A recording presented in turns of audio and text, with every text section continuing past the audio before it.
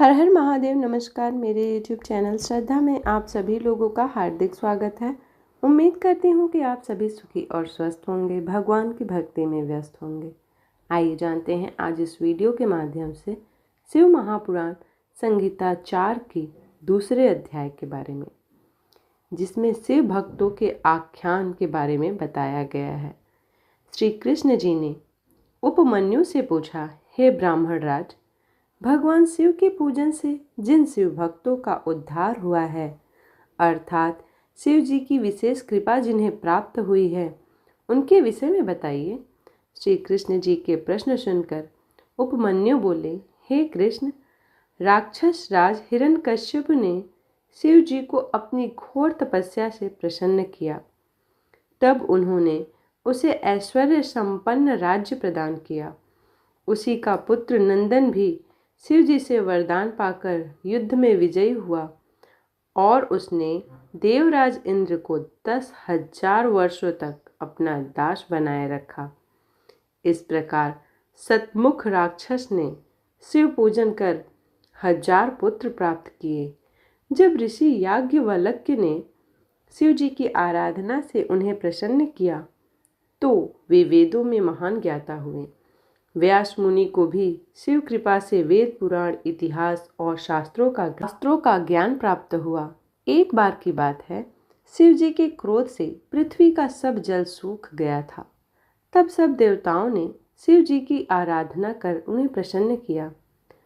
उस समय शिव जी ने अपने कपाल से जल प्रकट किया था। राजा चित्रसेन की भक्ति से प्रसन्न होकर शिव जी ने उन्हें निर्भय कर दिया। शिव भक्ति से एक साधारण से गोप श्रीकर को परम सिद्धि की प्राप्ति हुई। सीमांतनी के सोमवार के व्रत के पुण्य एवं भक्ति फल से शिव जी ने उसके पति चित्रांगद की रक्षा की।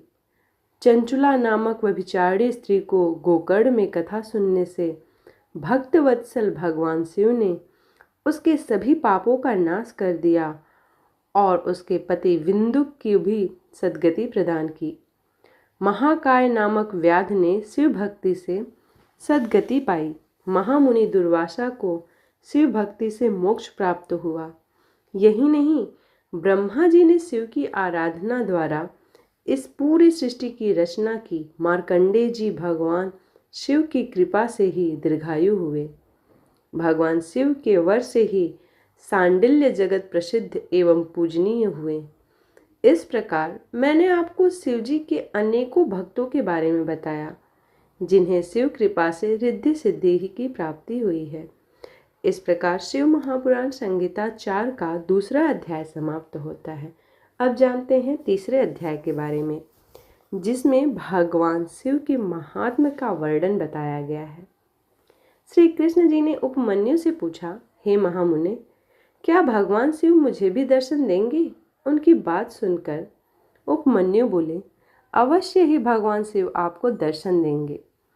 मैं आपको एक अद्भुत मंत्र बताता हूँ, जिसके जाप से निश्चय ही शिव जी प्रसन्न होकर न केवल आपको दर्शन देंगे, अपितु आपकी पुत्र प्राप्ति की इच्छा भी अवश्य पूरी करेंगे। तब उन्होंने श्री कृष्ण को शिव महिमा का वर्णन करते हुए पंचाक्षरी मंत्र ओम नमः शिवाय की दीक्षा दी। उपमन्यु सारी विधि विधान जानकर श्री कृष्ण ने शिव जी को प्रसन्न करने हेतु जटाजूट धारण किया और फिर अपने पैर के अंगूठों पर खड़े रहकर कठिन तपस्या आरंभ कर दी। श्री कृष्ण को भक्तिपूर्वक शिव उपासना करते 15 माह बीत गए। 16वां महीना लगते ही सर्वेश्वर शिव ने प्रसन्न होकर श्री कृष्ण को श्री पार्वती जी सहित दर्शन दिए और बोले, हे कृष्ण, आप मेरे परम भक्त हैं।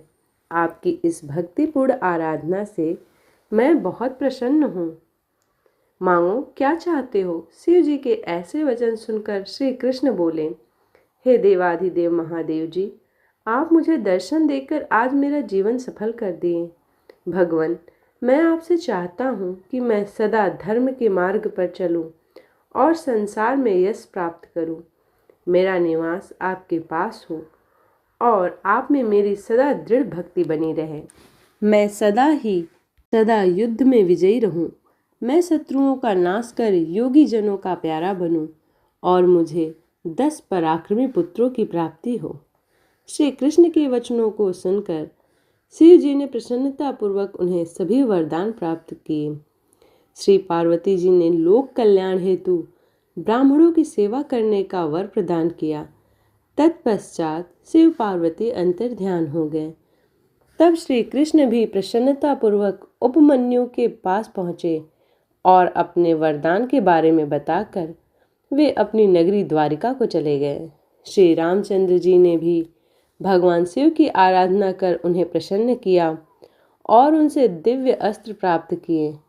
शिव जी के आशीर्वाद के फलस्वरूप उन्होंने लंका के विशाल समुद्र पर पुल बनाकर लंकेश्वर रावण को मारकर अपनी पत्नी सीता को मुक्त कराया।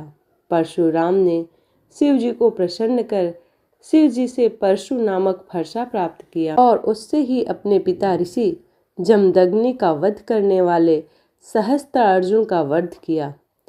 चाक्षुष नामक मनुपुत्र ने साप भोगते हुए भी दंडक वन में शिव जी की तपस्या की, जिससे प्रसन्न होकर शिव जी ने उन्हें सांसारिक बंधनों से मुक्त कर गणेश जी का गढ़ बना दिया।